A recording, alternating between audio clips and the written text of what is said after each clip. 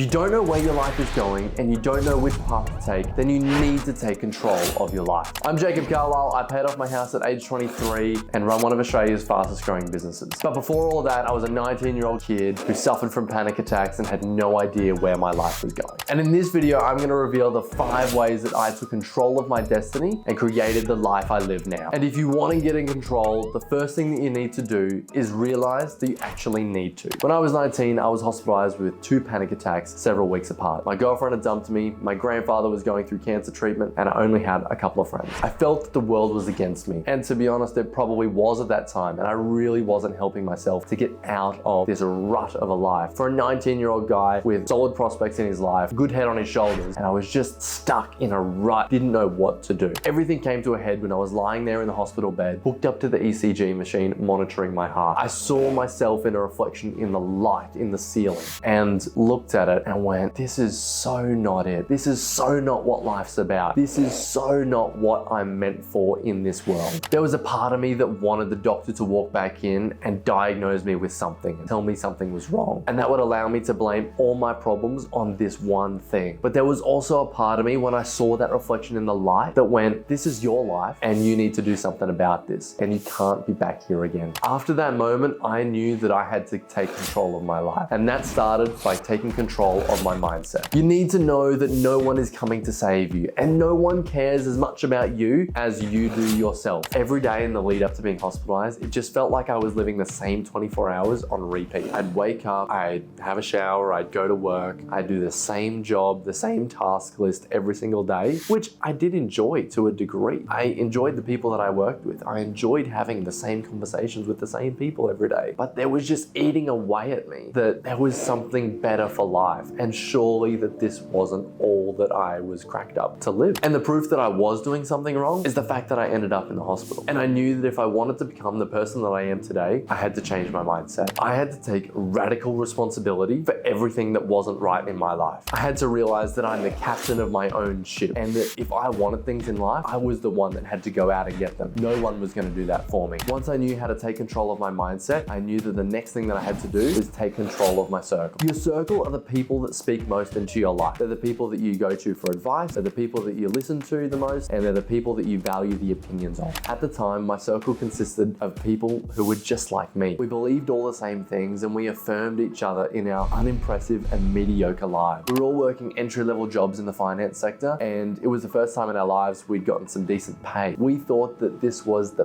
peak of reality. As I started to take control of my life, I realized that I needed to bring people into my circle who would challenge me. I joined a local mentor program as a part of my local chamber of commerce. This was where they paired a young business person with an established business person in the community. I went into my first meeting with my mentor. His name was Michael. I took my list of goals that I was working to achieve, which I thought were pretty impressive at the time, walked in, sat down, presented them to him, and I walked out of that meeting completely disheveled. I was so disappointed because he told me that my goals weren't good enough, they weren't big enough, and I was made for so much more. Those goals were like buy a Toyota 86 sports car, to have $20,000 cash in my bank account, and a heap of other small teenage kid goals that really don't matter or move the needle forward in your life. And that was the first time that I'd really been challenged to dream bigger, think bigger, and make a life for myself that was bigger than having a used Toyota 86 sports car. That was really my launch pad to start listening to and consuming content, podcasts, books from other mentors or entrepreneurs, people that were dreaming bigger and doing bigger things than I was in my life. And that really challenged me. That really pushed me out of my comfort zone and really started me on my journey of building the person that sits in front of you today. After introducing the right people into my circle, it was time for me to start taking control of my environment. Your environment is the places that you spend the most time in and the things that you surround yourself with most. Prior to my panic attacks, I would spend time going out and clubbing with my mates. By no means was I a party animal or was I out every single weekend, but it was something that we did to have fun and relax. But after starting on this journey to take control of my life, I realized that the club was the worst place to spend time. The clubs are literally designed to make you lose control. You don't control the music, don't really control anyone else who's there, you don't control the people that you're with, and the worst thing is the whole environment is designed to make you lose control of your ability to think clearly. It's literally all about getting wasted and partying and having a lot of fun, but losing control in the process. My turning point was going from the club to to the gym, an environment that is completely the opposite. It's all about learning how to control your body, control your breathing, control what you can lift, how you challenge your body to get stronger and better, and to make you a more disciplined person. This one simple change of environment changed everything for me because of the knock-on effect that it had throughout my whole life. When you start going to the gym, you start hanging out with growth-minded and growth-focused people. You become healthier, you breathe better, you move better, you think more clearly, and you start listening to the right things again. You start listening to podcasts, to motivational and uplifting music, and you have full control over your body, your life, and what you do on a day-to-day basis. After realizing that I had to start taking control of my life, using my mindset, my circle, and my environment, things had really started to turn around and were really gaining momentum. I felt healthier, I felt happier, I felt more in control of my life, even met the girl of my dreams who would eventually become my wife at the gym. But it was then that I realized that it was up to me to take control of my direction, not my destination. It can be really tempting to start planning every little micro detail and every step along the way as you start on this process of taking control of your life. Back when I was in my finance era, I had this great idea and this great plan to become this world-class investment banker. I would travel the world, putting deals together, buying businesses, selling businesses, advising clients, and consulting in some of the world's biggest financial firms. But all of that changed when my dad gave me the opportunity to buy the family business from him. And all of a sudden, the version of the future that I'd created for myself had to change. If you get so romantically attached to this ideal future that you've created for yourself, you miss out on the chance to take the new opportunities that present themselves along the way. And if you're a growth-focused person who is taking control of your life, opportunities will come to you. Since making that change in my life and going from finance guy to real estate family business guy, it has changed my world in phenomenal ways and in ways that I couldn't even imagine. I now have a family, I have a wife, we're building a new home together that will be,